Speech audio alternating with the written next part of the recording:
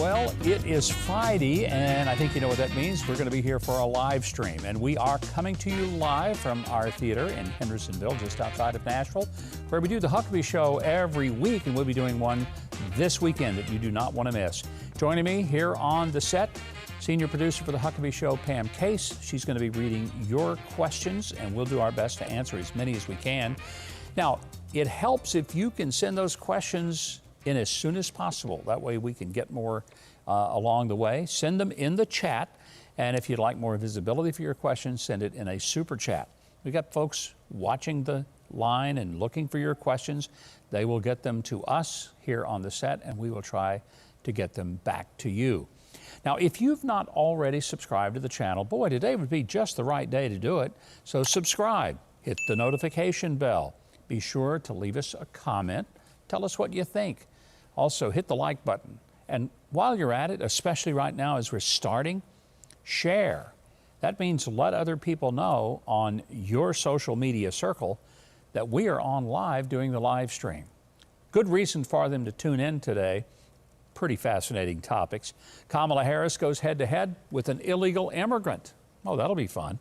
College kids are sharing their opinions about 9/11, and you are not going to believe what they think about it all. You do not want to miss that. Arizona Senator Mark Kelly, he's up for re-election.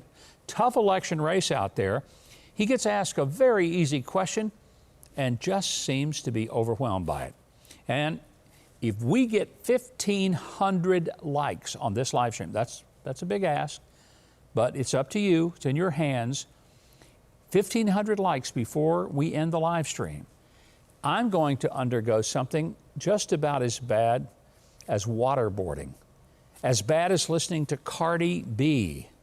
I will watch and react to as much of the trailer for Hillary Clinton's new show, Gutsy, as I can possibly bear. But I can't do it. I won't do it if you don't hit that like button and give me 1,500 of those before the end of our live stream. Favorite comment from last week? We always like to pull one in from last week that we liked here on the staff. And here's the top comment from last week's live stream. It's from Donna Marney, and she writes this: "We are hung up on yesterday because we haven't seen justice served against the DNC and FBI for all of their shenanigans. We will never move forward until yesterday is taken care of." Interesting. Not a bad perspective. We had another favorite of the comment this week. This one came not from the live stream, but we also do one of the features, which, by the way, you would know about and you would have watched if you subscribe to the channel. It's from our breakdown video that we did earlier in the week. And this particular one got uploaded on Wednesday. And I ask if you're paying less for things today than 2 years ago. Steampunk Belle Adonna said this, quote, "The local Walmart has spray paint again, $5. It was $2. Did you get that? It was $2, it's now $5. That's 2.5 times. 2.5 times what it was. We will own nothing and we will be happy. I don't own any spray paint and I ain't happy." End quote. I kind of understand where she's coming from on that. So we have a question for this week. We'll get your answers and we'll share some of those perhaps today, but certainly next week in our favorite comment of the week. Here's the question. What do you think about border governors sending illegal immigrants to Martha's Vineyard, to New York, D.C., and Chicago? Leave your answers in the chat as well as in the comments section below. All right, first up, Joe Biden, well, you know, he has trouble when he gets to the podium. Sometimes he has to be led there like he did in that Get Off My Lawn speech in Philadelphia at Independence Hall. But I'm really thinking they need to go get him when he finishes his speech because he doesn't know what to do, which way to turn. Sometimes, as you know, they print it on the cards and they actually say, turn left and call on whoever, because they've got to spell it out like that. They need to spell out a little more closely what he's supposed to do when he finishes his teleprompted remarks. Watch this. God bless you all, and may God protect our troops. Thank you for listening.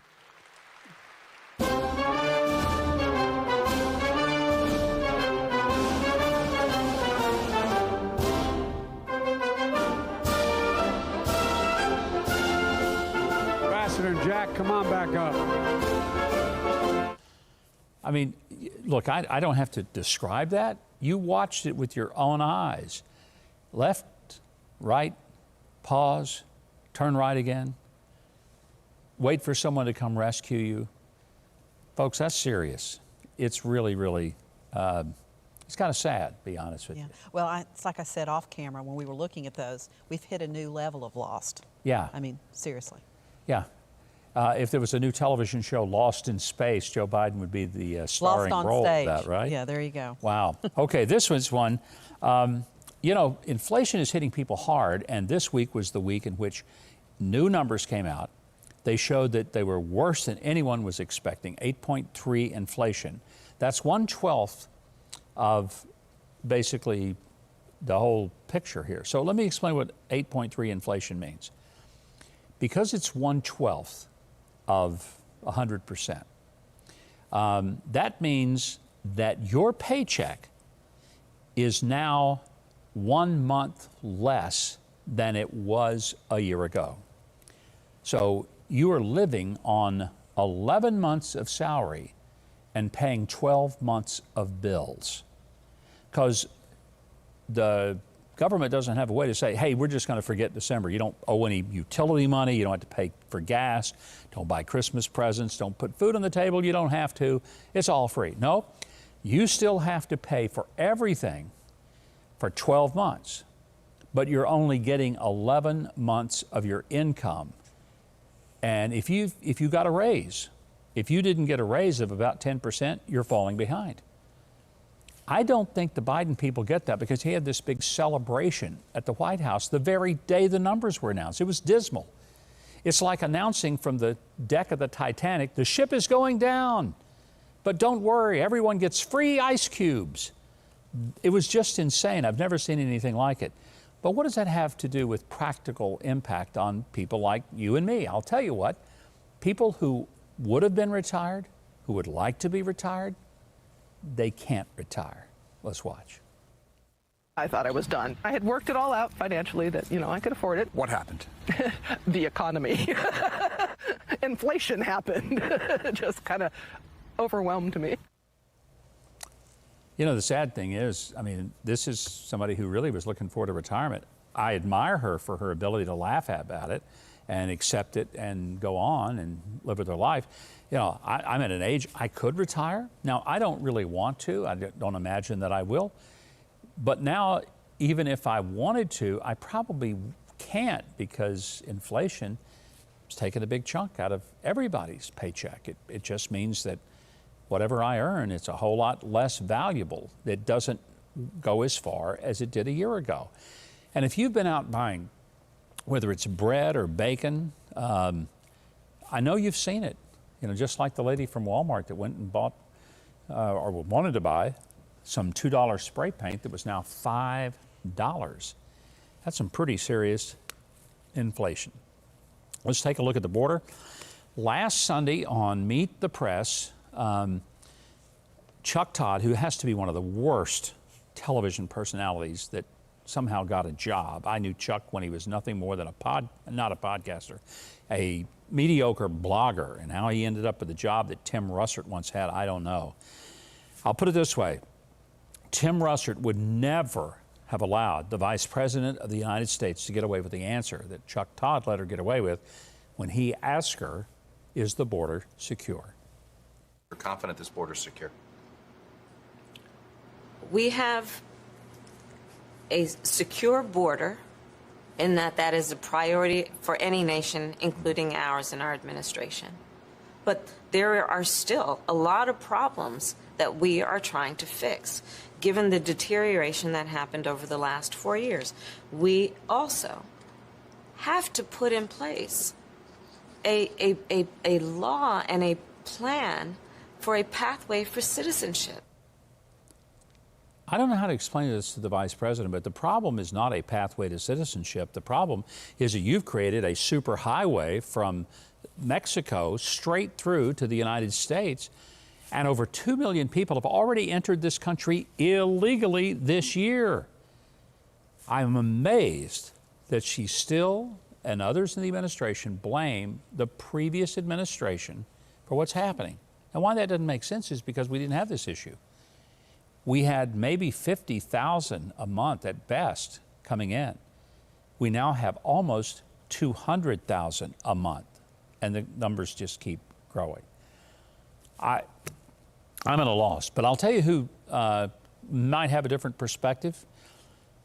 Governor Abbott sent some buses of illegals to the vice president's house in suburban D.C., right to her house, and the buses let them off. And Griff Jenkins from Fox News asked one of these illegals, is the border closed down there? The vice president says it's closed. Is it? Let's get the answer. And Vice President Harris said that the border is closed. Is the border closed? Do you believe that the border is closed, or is it open? It's open, not closed. The border is open. Yeah, you know, I kind of take it from somebody who actually just crossed that border rather than someone who, though she may be in charge of it, only went once for a couple of hours to El Paso where they don't even really have the problem. That's it. She was given the responsibility of the border. For months, she didn't go. She finally went down, spent 2 hours in El Paso, did a political rally, didn't really look at the border. They don't have a big border problem in El Paso. And she declares the border is secure. Well, no, it isn't. And anybody with, IQ above broccoli, I'm pretty sure that they will absolutely understand that. One more of these, Karine Jean-Pierre from the White House press room. She's just asked point blank that are voters being lied to when they see these people cross the border in vast numbers. Let's see what she has to say to that. There's some risk, though, that voters might feel like they're being lied to. When we're seeing images of, in El Paso, they've released 1,000 migrants on the street because the processing centers are overwhelmed there. How is that humane? How is that safe? So again, it is a broken system, the immigration system, and it was decimated by the last administration. That is a fact. It was decimated by the last administration. What the last administration wanted was a border wall that was ineffective. I absolutely have a hard time watching that. She said the situation was decimated by the previous administration. No, the previous administration actually got it under control. It was decimated when they came in, and in 4 years, they pretty much had the border under control. They were building the border wall, close to getting it done. Joe Biden comes in, and on his very first day, the inauguration day, he didn't wait till the next day. Nope, that day, he suspended any more activity on the border wall. Then over the course of the next few months, they opened the border, said, y'all come, kind of like Minnie Pearl hollering at the Grand Ole Opry.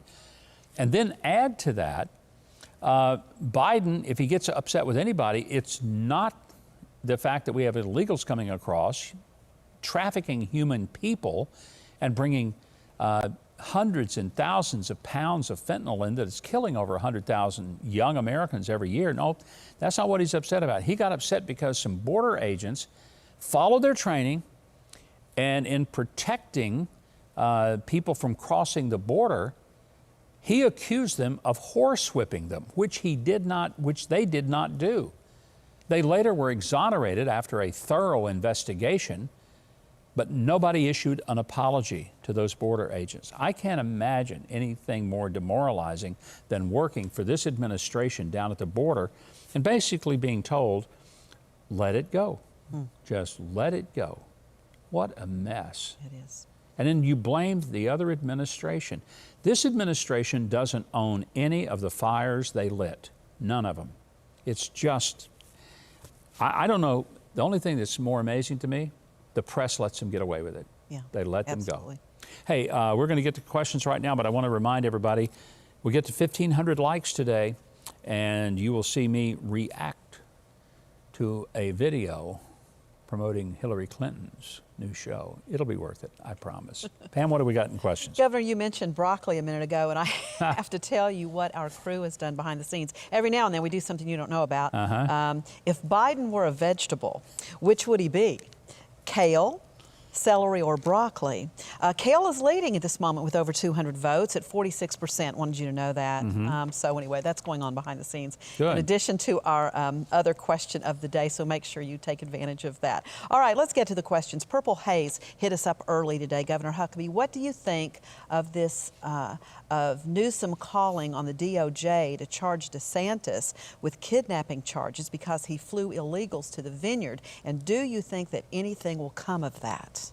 Well, first of all, I love your moniker, Purple Haze. It means you're a Jimi Hendrix fan, and all I can say is you have great taste in guitar music. Will anything come of it? No, I don't think so. Although, as crazy as the DOJ is, they may try to actually do something, but I can't imagine. I mean, that'd be the dumbest thing they've ever done, and they've done some really dumb things. Here's what I find interesting. You've got people who are saying that what Greg Abbott in Texas and Ron DeSantis in Florida are doing is political stuntsmanship. What do you think Gavin Newsom is doing when he says he's going to have them arrested for kidnapping? Nobody's kidnapping anybody. Nobody is put on that bus that didn't agree to go. I hope you knew that. They don't load people up and just say, hop on this bus at gunpoint. No, they agree. They tell them, you're going to go to New York City. You're going to go to Washington, D.C. Or you're going to go to the tiny little community of Martha's Vineyard. And maybe they will give you some kale salad while you're there. No, they tell them that they're going to go, and they voluntarily get on these buses. So it's hard to call somebody kidnapped when they went where they said they wanted to go. But Newsom, he's doing the gamesmanship here. All right, Gov. Daryl Pettydog is writing today, why can't we hold these liberals accountable? Well, in a way, that's what DeSantis and Abbott are doing. I mean, you can't force Lori Lightfoot in Chicago or Muriel Bowser in D.C. to actually own up to what they've said. But all of these are sanctuary states or sanctuary cities. And they have beaten their chest and said, we're a sanctuary city. You know, we want illegal immigrants to come into our communities. Okay, great. We'll send them up to you. And in very tiny numbers, excuse me, very tiny numbers, we've done just that. And now they're calling out the National Guard. They're freaking out. They're going berserk. How come? Because they're having to accept the consequences of their own policies. Here's what's interesting. Lori Lightfoot in Chicago, when they came into the city, she said, this is inhumane. This is unchristian. As if I would trust Lori Lightfoot to tell me what the standards of Christianity are. What did she do? She sent them to the suburbs. So if it's so unchristian to send them to her, why is it suddenly Christian for her to send them out to the suburbs of Chicago? What I don't understand is how these leftists can look in the mirror and live with themselves with complete lack of self-awareness of what they're saying. Absolutely stunning. All right, Governor, we're going to dip into some politics related to your daughter. Okay, Jerry Thomas writing today. Did your actions, Governor, July 15th of 1996 relating to higher ground, relate to what your daughter might apply as she enters your old office in this 2022 crisis in the world? Well, it'll be very different because now there is a Republican supermajority in Arkansas, both houses of the legislature, throughout the entire state government. I went in as a governor with a superminority. We had 10% of elected officials who were Republican at that time, 90% who were Democrat.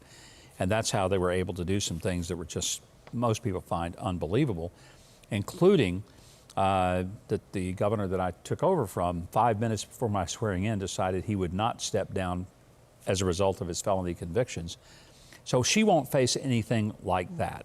She'll have a very different set of challenges. She'll have plenty, and a lot of them are going to be the economy, because states will be hit way more powerfully than most people understand, because they have so many obligations that they can't just trim off. And navigating through a recession, because I did it in 2000, 2001, and 2002. It was a tough period in America. States really felt it. But it'll test your mettle, that's for sure. Chris Patty is writing today, Governor, are we possibly looking at a liberal insurrection in 2024? It seems like they're talking about that more and more. Well, you realize, though, if liberals riot in the streets and burn police cars and set fire to stores and federal buildings, that's not an insurrection. That's peaceful protest. Only if people who supported Donald Trump engage in activity that is a riot, even if it's a tiny minority of the total people that showed up at a rally, somehow that's an attempt to overthrow the government.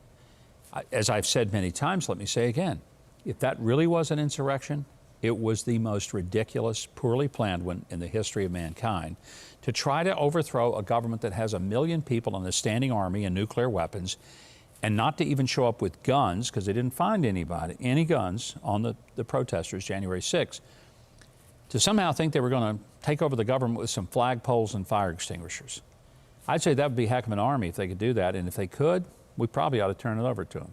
All right, Governor, by the way, just an update. We've got only 300 likes needed in order for you to be able to react to that new Hillary Clinton trailer at the end of the show. 300 likes, likes coming, folks. Make that happen. Close to it. Absolutely. Sue Prov is asking, Governor, is the media distracting us from focusing on kitchen table concerns, heat, gas, groceries, rent, by focusing on Donald Trump and harassing his supporters? It's worse than a distraction. It's not only misleading and distracting, it's a lie. They are telling us lies. They're lying to us about what's really happening in the economy, what's really happening in the administration and at the border in Afghanistan. They're lying to us about what's taking place when it comes to the Department of Justice and the FBI. And they're trying to divert our attention over to things that, honestly, are not affecting the average everyday citizen. It's frightening. When you call half of America a threat to democracy because they voted differently than Joe Biden, and you call them deplorables, or you call them racist, fascist, whatever it is, but without defining any of those things, that's a dangerous thing. It is the beginning of totalitarianism. By the way, if you have not subscribed to the channel, why don't you do it? Do it right now, as we say. And be sure to hit the notification bell. And when you do that, leave us a like, a comment, and share it with other people. And we want to remind you, if you'd like to see me react to Hillary Clinton's new show trailer, click that like button right now. We're getting close to the 1,500, but we're not quite there. So put us over the top, and you will watch the smoke come out of my ears when we talk about it. Okay, let me go to this clip. This is kind of depressing. This is some college kids who, after last weekend, the anniversary of 9/11, those of us who were around will never forget that. It's a life-altering moment. It's like the Kennedy assassination or the Challenger blow-up. We remember where we were, we remember the emotions of it all, left an indelible impression on us. Now, I don't expect that kids who weren't born then, who have no personal recollection, to have as deep of a feeling about it. But I'd like to think that in their history classes, they would have learned enough to appreciate what an incredible moment that was for America. But this is what college kids, when asked about 9/11, this is their assessment. About it, like our age, because like a lot of us understand like the reality behind what happened and how much like we did to other countries to like not like deserve, but like deserve what happened, like 9/11. I can't pretend like that what happened to them didn't matter, but I know for me it doesn't hold a lot of significance, and it just feels like a lot of times it makes up for like excessive patriotism. Like it might be excessive patriotism, like they hit us, but maybe like we deserved it, and like we what is it with these kids who can't put a sentence together without 17 likes and in the sentence? Who are the parents of these children? Why didn't I really got mad when I saw that. I did too. To be honest with you, angry mad. Yeah. Ugly mad. I just, first of all, the way they put a sentence structure together is offensive to me. You know, I know Southerners are sometimes characterized as if we're grammatical idiots. We're not. And I can talk better than that. And every Southerner I know can talk better than that. That's just outrageous, and it's offensive. But what they said, the fact that they were smugly making it sound as if that America deserved that. Let me tell you something. Most of the 3,000 people who were killed on 9/11 were office workers. They were secretaries and administrative assistants. They were clerks. They were firemen. They were police officers. They were ambulance drivers. They were paramedics, and they were cleaning people. They were hard-working stiffs. They weren't armed. They didn't hurt anybody. Many of them, English was their second language. Many of them were legal immigrants to this country, and they came here for the American dream. And they had children and homes and mortgages, and they paid their rent on time, and they bought their own groceries, and they were murdered in cold blood by a bunch of Islamic, radical terrorists. Don't tell me they deserve that. They did not deserve that. Nobody deserves what happened to them, to be incinerated in an office building by an airplane flying full of jet fuel into the side of the World Trade Center. Amen. I find it disgusting that somebody would say that. I'm glad I only saw it on video because I'm afraid I might do something that would get me in trouble if I was face to face with some little twit like those college kids. And forgive me, I'm fired up. Okay. Any more questions? All right, Governor, I want to mention this question from Leon Mitchell. What about the movie My Son Hunter? Any feedback from your reviewers and any update on the polio virus acknowledged in New York? We're paying 3 times the amount for groceries. Let me say this about My Son Hunter. We have Robert Davi scheduled next week on our show on the 24th of September. I think I was glad you brought that up because I was thinking, well, we can answer that with Watch the Huckabee Show. Robert Davi, who is the director of the film, will be with us. You know Robert from many Hollywood movies that he's done. Great guy. He's been on our show before, and we'll answer that when he's here.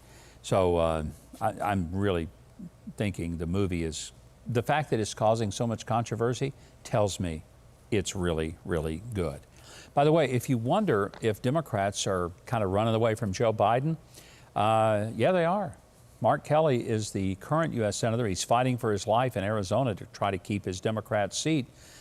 He's really in a tight race, and so when he was asked this week, would he like to see Joe Biden come down and campaign for him? Did he want to kind of buddy up to Joe?